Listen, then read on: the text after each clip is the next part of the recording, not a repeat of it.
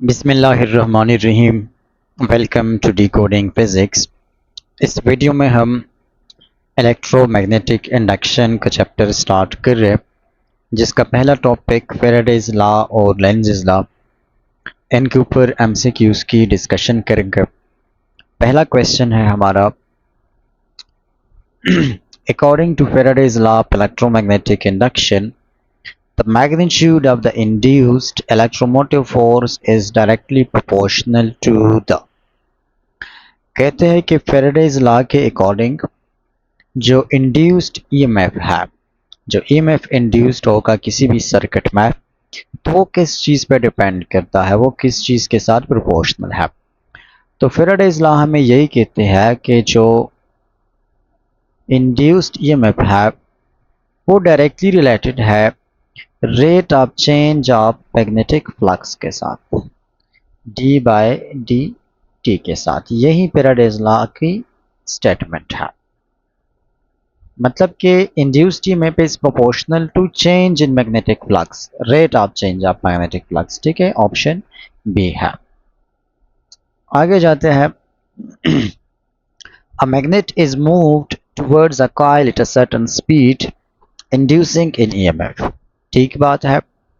एक कॉइल है, suppose this is a coil, और इसकी तरफ हमने किसी मैग्नेट को मूव किया है विद सर्टेन वेलोसिटी। ये इसका साउथ पोल है, ये नॉर्थ पोल है। ये इसकी तरफ हमने मूव किया है विद सर्टेन वेलोसिटी। तो जब हम इसको कॉइल की तरफ मूव करेंगे तो कॉइल से जो मैग्नेटिक फ्लक्स पास हो रहे हैं उसमें चेंज आ रहे हैं, और चेंज इन मैग्नेटिक फ्लक्स की वजह से ईएमएफ इंड्यूस होगी। अब कहते हैं कि if the magnet is moved away from the coil at the same speed, the induced EMF's magnitude will be। अब अगर हम इसी सेम मैग्नेट को सेम कॉइल से सेम स्पीड के साथ अपोजिट डायरेक्शन में मूव करें तो फिर जो ईएमएफ इंड्यूस होगी उसका मैग्नीट्यूड क्या होगा। रिमेंबर, सिर्फ मैग्नीट्यूड ही हमसे पूछ रहा है। तो देखिए, जिस स्पीड के साथ हमने मैग्नेट को कॉइल की तरफ मूव की तो उसमें मैग्नेटिक फ्लक्स में चेंज आ रहा है, सपोज डेल पाई बी।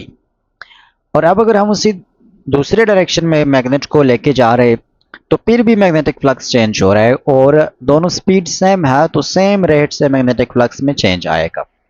और rate of change of magnetic flux same होगी तो इंड्यूस्ड ईएमएफ भी सेम होगी। फर्क किस चीज में होगा? डिफरेंस इस चीज में होगा कि जब हम मैग्नेट को टुवर्ड्स द कॉइल लेके जा रहे थे तो उस केस में जो यहाँ पर इंड्यूस्ड ईएमएफ है, दूसरे केस में उसका डायरेक्शन अपोजिट होगा। ठीक है, क्योंकि इसका डायरेक्शन हमेशा इस तरह होगी कि ये इस चेंज को अपोज करेगा, और ये हमें लेंज़ लॉ से पता है। थर्ड है, the direction of induced current in a coil is determined bye Lenz law. Next है, a coil of 50 turns and an area of 0.1 meter square is placed in the uniform magnetic field of 0.5 Tesla. The magnetic field is reduced to 0 in 0.5 seconds. The induced EMF in the coil is। हमें बस coil में induced EMF को find करना है, तो हम बिल्कुल generalised formula use करेंगे फैराडेज लॉ का, जिसके अकॉर्डिंग n और फिर चेंज इन मैग्नेटिक फ्लक्स की जगह पर हम बी ए लिख सकते हैं divided by change in time. Minus को हमने इसलिए नहीं लिखा लेंज़ लॉ का क्योंकि हमें डायरेक्शन से काम नहीं है हमें मैग्नीट्यूड निकालना है। तो नंबर ऑफ टर्न्स 50 है। यहाँ पर मैग्नेटिक फील्ड चेंज हो रहा है। पहले मैग्नेटिक फील्ड था 0.5 टेस्ला और फिर 0 हो गया, तो 0.5 से 0 में आने तक इसमें चेंज कितना है? 0.5 टेस्ला है। So change in magnetic flux is equal to 0.5, area is 0.1 और time is equal to 0.5 seconds. तो 0.5 के साथ कैंसल आउट हो जाएगा, and this is equal to 50 multiply 0.1 and this will be equal to 5 volt. EMF का unit हम add कर देंगे, सो दिस इज 5 वोल्ट। अगला है, the induced current in a conducting loop opposes the change in magnetic flux that produced it। ये एक statement हमें बता रहा है कि जो इंड्यूस्ड करंट होगी किसी भी कंडक्टिंग लूप में, तो वो चेंज इन मैग्नेटिक फ्लक्स को अपोज करेगा। कौन सा मैग्नेटिक फ्लक्स के चेंज को? जिसकी वजह से ये करंट इंड्यूस हुआ है। मतलब वो अपने काज को अपोज करेगा। ये स्टेटमेंट किस चीज का है? ये लेंजिस लॉ का स्टेटमेंट है। 6 है, conducting loop is placed in a region where the magnetic field is increasing. Okay, to oppose this change, the induced current in the loop will create a magnetic field in a direction. वही Lenz's law का question है कि conducting loop है। Conducting loop का मतलब है कि इसमें करंट को इंड्यूस किया जा सकता है। वो एक ऐसे रीजन में पड़ा है जहां पर मैग्नेटिक फील्ड इंक्रीज हो रहा है, मतलब मैग्नेटिक फ्लक्स में चेंज आ रहा है। तो इस चेंज की वजह से जो इंड्यूस्ड करंट होगी, जो करंट इंड्यूस होगी, वो भी एक मैग्नेटिक फील्ड को क्रिएट करेगा। हर करंट मैग्नेटिक फील्ड को क्रिएट करता है, तो उसका डायरेक्शन क्या होगा? तो उसका direction opposite to the increasing field होगा, क्योंकि ये करंट किसकी वजह से पैदा हो रहे हैं? इंक्रीजिंग फील्ड की वजह से। तो अब इसका डायरेक्शन किस तरह होगा कि वो इस इंक्रीजिंग फील्ड को अपोज करे। So this will be opposite to the increasing field. यहाँ पर एक क्वेश्चन है, a bar magnet is pushed into a solenoid, a current is induced in the solenoid. जब हम किसी सोलेनॉइड की तरफ एक बार मैग्नेट को पुश करते हैं इसके अंदर, तो इसमें क्या होता है? इसमें मैग्नेटिक फ्लक्स चेंज होता है और चेंज इन मैग्नेटिक फ्लक्स की वजह से करंट इंड्यूस होगी। अब अगर हम इस सोलेनॉइड के नंबर ऑफ टर्न्स को डबल करें तो इंड्यूस ईएमएफ क्या होगी? देखिए, जितने ज्यादा नंबर ऑफ टर्न्स होंगे, जो इंड्यूस्ड ईएमएफ है वो हमें पता है कि it is directly proportional to number of turns. Number of turns को हम डबल करेंगे तो इसके इंड्यूस्ड ईएमएफ भी डबल होगी। नेगेटिव साइन फैराडेज लॉ, ये यहाँ पर जो नेगेटिव साइन है तो ये कहाँ से आया है? ये लेंजिस लॉ से आया है।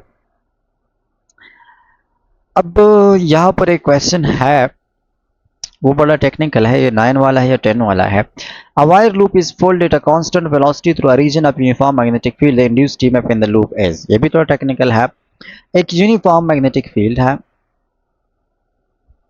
मतलब कि यहाँ पर फ्लक्स जो है वो कांस्टेंट है। यूनिफॉर्म मैग्नेटिक फील्ड है तो फ्लक्स कांस्टेंट होगी।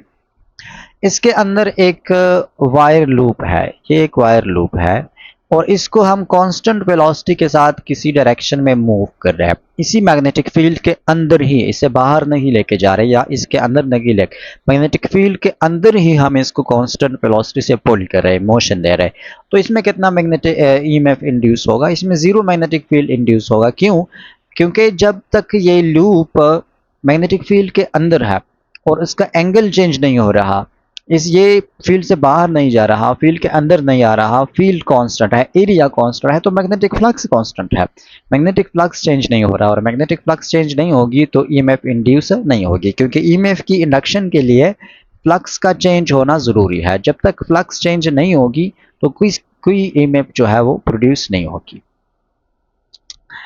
10 है, a circular conducting loop and a square conducting loop of the same area are pulled out of a uniform magnetic field at the same constant velocity. The induced EMF will be, बस कहते हैं कि एक loop है circular और एक loop है square और दोनों का एरिया सेम है, दोनों मैग्नेटिक फील्ड से बाहर जा रहे हैं और सेम वेलोसिटी के साथ जा रहे हैं, तो ईएमएफ भी बस दोनों में सेम होगी, क्योंकि एरिया सेम है, मैग्नेटिक फील्ड सेम है, दोनों से जो फ्लक्स चेंज आ रहे हैं, फ्लक्स चेंज का जो रेट है वो सेम है। तो चाहे उसका शेप सर्कुलर हो, उसका शेप स्क्वायर हो, ये कोई मैटर नहीं करता जब तक इनका एरिया सेम है और इसके जो मैग्नेटिक फ्लक्स पास हो रहे हैं उसमें चेंज सेम रेट से आ रहा है। सो the induced EMF will be same. According to Lenz's law, if the north pole of a magnet is moved towards a coil, the end of the coil facing the magnet becomes अब इस तरह के question बहुत ज़्यादा पूछे जाते हैं। अगर ये एक कॉइल है और हम किसी मैग्नेट का नॉर्थ पोल इसकी तरफ लेके आ रहे, ठीक है, तो नॉर्थ पोल अगर हम इसकी तरफ लेके आएंगे तो इससे जो मैग्नेटिक फील्ड लाइंस पास होते हैं वो क्या होंगे? इंक्रीज होंगे। इससे ज़्यादा लाइंस पास होंगे जब इसके करीब आएगा, तो इसका जो फेस है इस कॉइल का इस बार मैग्नेट की तरफ, ये नॉर्थ पोल होगा या साउथ पोल होगा। लेंज़िस लॉ में ये कहती है कि इस कॉइल में जो ईएमएफ इंड्यूस होगी वो इस इंक्रीजिंग मैग्नेटिक फील्ड को, इस इंक्रीजिंग मैग्नेटिक फ्लक्स को अपोज करेगा। तो अपोज करने के लिए ज़रूरी है कि ये भी आउटवर्ड ही फील्ड क्रिएट करे इस डायरेक्शन में, और इस डायरेक्शन में ये फील्ड तब क्रिएट करेगा जब ये वाला साइड इसका नॉर्थ पोल हो। ठीक है, क्योंकि ये जो इंक्रीजिंग वाले लाइंस है वो एक दूसरे को कैंसल आउट करेंगे और टोटल जो फ्लक्स है वो रिमेन सेम रहेगा, यानी कि एनर्जी जो है वो कंजर्व रहेगी। Lenz's law basically conservation of energy ही है। तो ये वाला जो है नॉर्थ पोल होगा और नॉर्थ पोल एक दूसरे को क्या करते हैं, रिपेल करते हैं, तो it will be north pole to repel the magnet. A coil is rotated at the constant angular velocity in a uniform magnetic field. The induced EMF is at a maximum when the magnetic flux is. ये वाला वो technical question है जिसका मैं अभी बता रहा था। एक कॉइल है, उसको हम कांस्टेंट एंगुलर वेलोसिटी के साथ रोटेट कर रहे हैं किसी यूनिफॉर्म मैग्नेटिक फील्ड में, जिस तरह जनरेटर में होता है। जनरेटर में एक यूनिफॉर्म फील्ड क्रिएट होता है, दोनों साइड पर मैग्नेट्स होते हैं और यहाँ पर एक कॉइल होता है। तो वो कॉइल रोटेट करता है और जब ये रोटेशन करेगा तो इसकी रोटेशन की कोई एंगुलर वेलोसिटी ओमेगा होगी। ठीक है, तो कहते हैं कि इसमें जो ईएमएफ इंड्यूस होती है, जनरेटर जिस तरह इलेक्ट्रिसिटी को पैदा करती है, तो वो मैक्सिमम कब होगी, उसके लिए फ्लक्स की वैल्यू क्या होनी चाहिए। तो याद रखें कि इस केस में जो ईएमएफ इंड्यूस होता है उसका फार्मूला होता है जब हमें एंगुलर वेलोसिटी गिवन होती है। This EMF is equal to B A omega into sine omega T, और इसमें एक एन भी है नंबर ऑफ टर्न्स के लिए, लेकिन हम एक ही टर्न को कंसिडर कर लेते हैं, B A omega into sine omega t.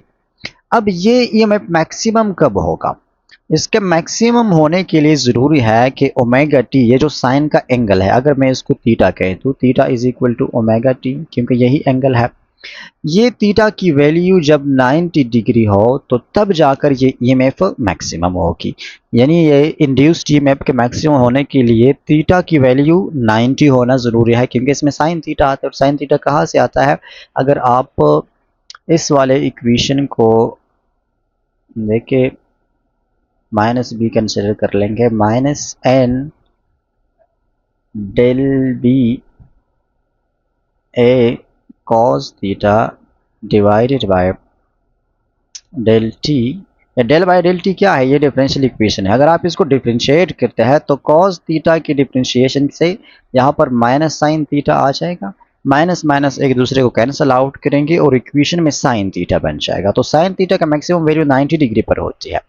अब ठीक है, ईएमएफ तो 90 डिग्री पर मैक्सिमम होगा, लेकिन इस एंगल पर फ्लक्स की वैल्यू क्या होगी वो हमसे पूछ रहे हैं कि फ्लक्स की वैल्यू क्या होगी जब ईएमएफ मैक्सिमम हो। तो फ्लक्स के लिए फॉर्मूला क्या है, बी ए कॉस थीटा है और 90 डिग्री पर इसकी वैल्यू क्या होगी, ज़ीरो होगी। Cos 90 degree is equal to zero. तो जब फ्लक्स ज़ीरो हो, इसका सिंपल कंसेप्शन मतलब यह है कि जब मैग्नेटिक फ्लक्स ज़ीरो हो तो उसमें चेंज मैक्सिमम होता है, और चेंज मैक्सिमम होगी तो इंड्यूस्ड ईएमएफ भी मैक्सिमम होगी। ये थोड़ा टेक्निकल सा है, इस पर थोड़ा सा सोचे, गौर करें इस पर। इसका एक एग्जांपल भी है, जो सिंपल पेंडुलम है ना, सिंपल पेंडुलम, ये जब अपने मैक्सिमम पॉइंट पर होता है, मैक्सिमम पोजीशन पर होता है, तो मैक्सिमम पोजीशन पर इसकी स्पीड क्या होती है, इसकी वेलोसिटी ज़ीरो होती है मैक्सिमम पॉइंट पर, लेकिन इसकी वैल्यू वेलोसिटी की क्या है, ज़ीरो है। और जब ये ज़ीरो पॉइंट से पास करता है, मेन पोजीशन से पास कर, तो फिर इसकी वेलोसिटी क्या होती है, मैक्सिमम होती है। तो बिल्कुल इस तरह है कि जब ये इसकी फ्लक्स की वैल्यू ज़ीरो होती है तो उसमें चेंज मैक्सिमम होता है। अगला क्वेश्चन है कि conducting rod of length L is moved with a constant velocity v perpendicular to a uniform magnetic field b, the motional EMF induced in the rod। Motional EMF के बारे में हमसे पूछ रहे हैं, तो मोशनल EMF हमें पता है कि this is equal to VBL sin theta, लेकिन ऑलरेडी हमें कहते हैं कि परपेंडिकुलर जो वेलोसिटी है वो क्या है, वो परपेंडिकुलर है किस चीज़ का, मैग्नेटिक फील्ड का। तो परपेंडिकुलर का मतलब 90 डिग्री, साइन 90 हम पुट करेंगे तो ये 1 इक्वल हो जाएगा and the formula will become VBL। 14 है, a coil is connected to a galvanometer. A magnet is brought near the coil, causing the galvanometer to deflect. If the magnet and coil are moved together at the same velocity, the galvanometer will। ठीक है जनाब, एक magnet को हम किसी coil के करीब लेके आ रहे हैं और ये जो कॉइल है ये गैल्वानोमीटर से कनेक्ट है।